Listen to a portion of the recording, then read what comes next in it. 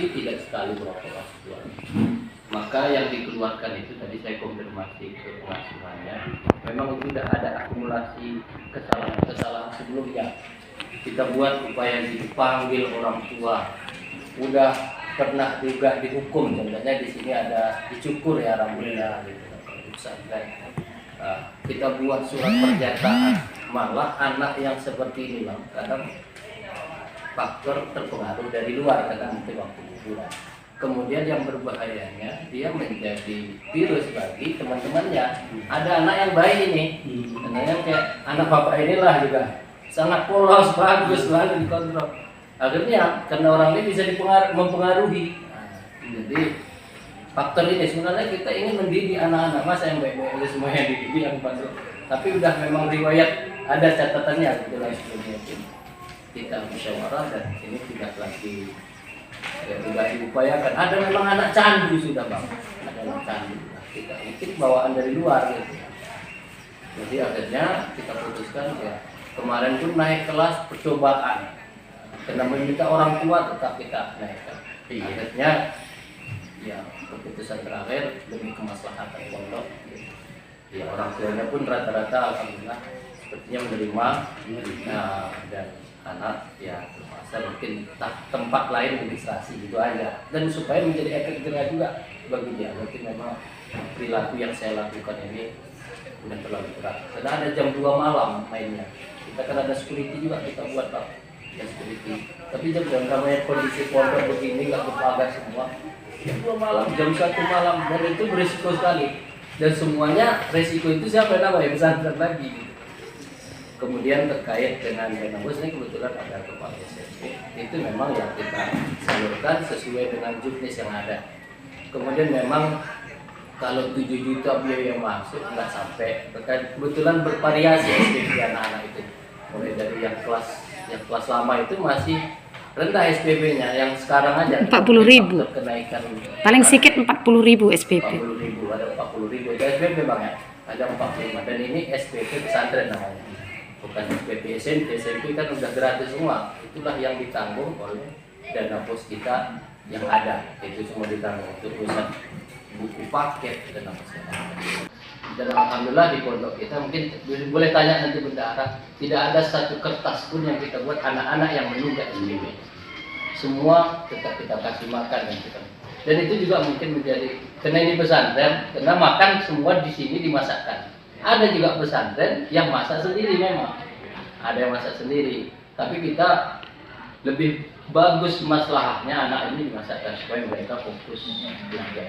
Khusus pesantren-pesantren tradisional itu banyak masak sendiri. Kemudian ya kalau biaya masuk kemarin kalau nggak salah yang tahun ini itu sekitar 5.500.000. Yang paling besar itu sumbangan pembangunan. Dan alhamdulillah kita bangunkan asrama mereka yang diambil bang.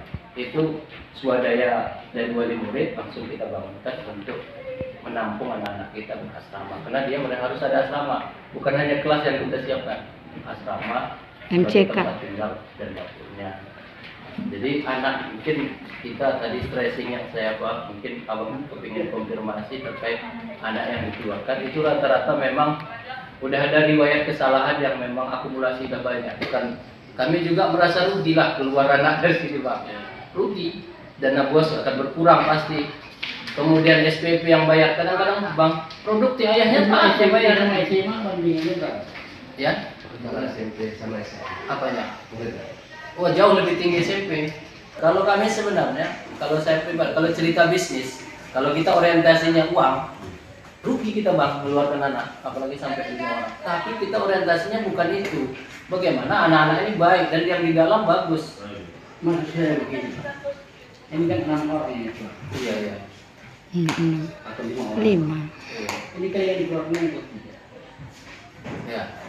Kelas 3 SMA. Proses pembinaan yang dilakukan dari kelas 1 sampai kelas 2 bahkan sampai kelas 3 hari ini. Iya.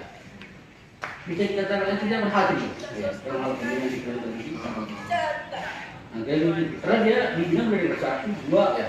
sampai 3 tahun. Ternyata dia di 3 tahun dia harus keluar. Iya. Itu menurut saya.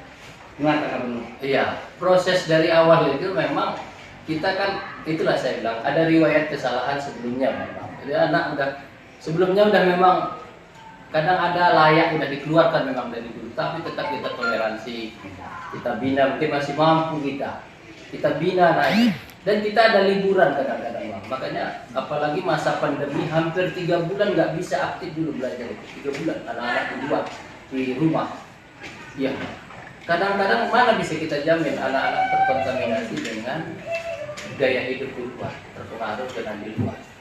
Nah, yang berbahaya kalau ini menjadi virus bagi adik-adiknya di sini, Pak. Nauzubillah. Karena ada juga anak-anak yang baik, yang bagus, yang kami hadapin.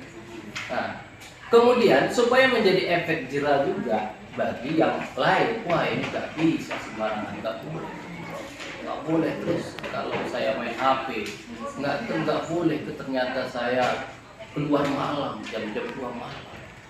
Supaya ini menjadi efek jerah bagi yang lain, ya kadang-kadang kebijakan ini kita lakukan, dan itu nggak mudah itu mengeluarkan santri, itu pasti pertimbangan yang sangat berat untuk dilakukan. Jadi ya itulah yang terjadi biasanya, dan terus terang kami nggaklah sembarangan mengeluarkan santri. Saya namanya ya berkuranglah santri kita. Iya, merugikan Bang dari sisi apa. Tapi karena itu bukan orientasi kita. Kita kan bagaimana pendidikan kita bermutu. Sehingga itu pula yang membuat masyarakat masih percaya kepada kita, saya lihat. Karena di sana disiplin. Di sana ya betul-betul kalau ada salah, ada apa, itu langsung ada kebijakan tegas dari pihak pengelola gitu. Mohon maaf.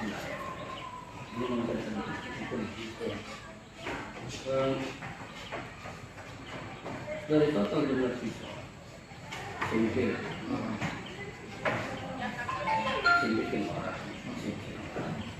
karena SMP dan SMA tadi berapa jumlah total yang bertemu Itu saya selaku pimpinan memang harus tahu sebetulnya. ya. Tapi itulah saya demokrasinya Bang Helmi. Saya enggak misalnya ini kepala sekolah. Dan ini pas ada kepala sekolah bisa. Dan saya enggak ya. Paling ada nanti laporan pertanggungjawabannya itu di bawah kepala sekolah ya, di bawah pimpinan pesantren. Nanti bisa Pak Data sampaikan. Dan saya enggak banyak intervensi itu. Penting saya sebagai pengelola Bang, walaupun mungkin sebagai owner lah di sini dianggap. Saya digaji oleh pesantren. Saya digaji sesuai dengan tupoksi saya sebagai pimpinan. Enggak mengelola dana bendahara, tapi saya punya hak untuk mengaudit setiap pekan, malah saya audit. Ya hati-hati, jangan boros, jangan apa, karena kita ada setiap bulan penggajian yang kita keluarkan hampir 150-an juta setiap bulan dari semua pegawai dan guru yang ada. Mana? Sekarang 200. 200 lebih, ini kebetulan baru masuk tahun ajaran baru bulan kedua ya. Dari 200 ya. Iya. Itu dia. Saya kalau bos istilahnya nggak begitu detail kali tahu itu. Penting udahlah, kepala sekolah Anda udah di SK-kan, kalian kelola dengan baik, kerjasama dengan bendahara, keluarga sesuai dengan jenis saja saya. masih kita sementara dari sampai ketemu lagi 1 tahun ya. Karena memang pengeluaran kita juga cukup besar. lain dari sekolah. Iya. Miliar juga anggaran setiap tahun sekolah kita kan. Karena makan minum aja kami setiap bulan hampir 300 Iya. Belum lagi lampu itu di luar itu. Alhamdulillah ini kami bisa ada informasi dari tidak asal simpang jalan kita lagi. Ini kalau ada pun informasi yang lain, Iya. yang dapat baik. ya tidak ada yang poin-poin yang memang berimbang ya. Betul. Itulah niat kami Pak. Dari tim Baranius TV, Baranius Bang ya. Baranius TV dan Malik News. Oh. Jadi terima kasih atas informasi Bapak, walaupun belum lengkap sebenarnya. Sambil minum Bang. Iya. Belum lengkap sebenarnya. Nanti kan bisa sering-sering. Masih banyak lagi waktu yang bisa Iya. kita Minum. informasi yang lebih detail ya.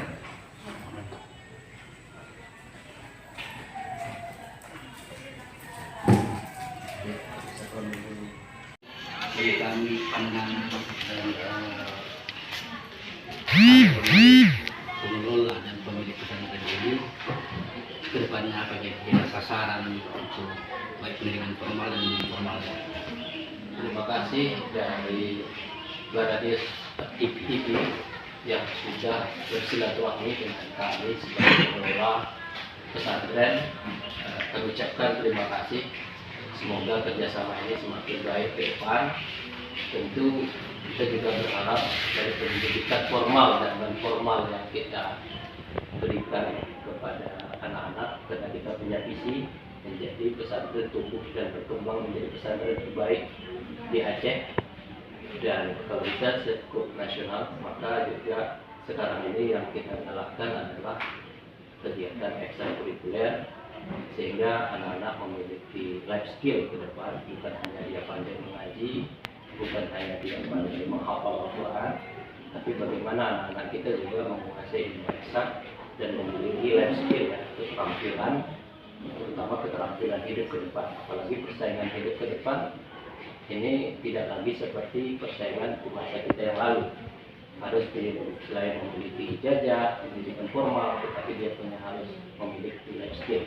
Inilah yang akan kita coba gagas dan akan kita lakukan di awal tahun ajaran baru di tahun 2021-2022 ke depan. Ya, satu yang mungkin belum tersampaikan Pak, pesantren yang kita kelola yang cukup besar ini,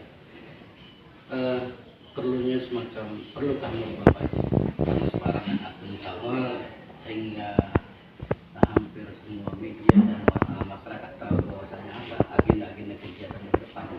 Perlu. Memang ini zamannya kita kan transparan dan terbuka, Pak. Karena pesantren ini adalah bukan milik saya, ini milik umat. Milik umat, tetapi tentu ada mekanisme, ada aturan, ada tata caranya supaya tidak kebablasan. Tentu ini saya sudah mulai dari mengelola pondok bahwa keuangan nggak saya pegang sendiri sebagai pimpinan pesantren, tapi juga dikelola oleh bendahara kita di pesantren, ada kepala sekolah, ada struktur-struktur lainnya. Alhamdulillah ini hadir juga komite. Kita sedang rapat memang terkait dengan pengembangan dan kemajuan pesantren ke depan. Ada juga hadir pembina yang selalu membina dan memberikan nasihat serta mengontrol kami juga dalam mengelola pesantren. Ini bagian daripada keterbukaan, sehingga segala sesuatunya kita juga sampaikan kepada wali murid, terutama dari komite sebagai perwakilan wali murid kita yang ada di pesantren, dan juga rekan-rekan media, karena zaman sekarang udah zaman media.